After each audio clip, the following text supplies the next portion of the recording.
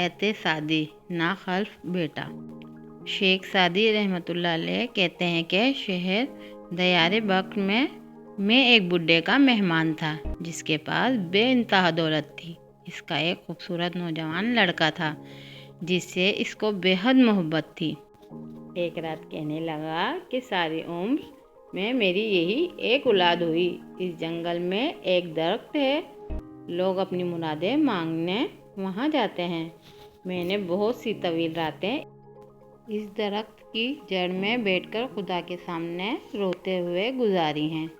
तब कहीं जाकर मुझे ये फर्जंद नसीब हुआ है। मैंने सुना कि वो लड़का चुपके चुपके दोस्तों से कह रहा था कि एक काश मुझे इस दरख्त का इल्म होता ताकि मैं वहाँ जाकर दुआ करता कि इस बुड्ढे से मेरी जान छूटे।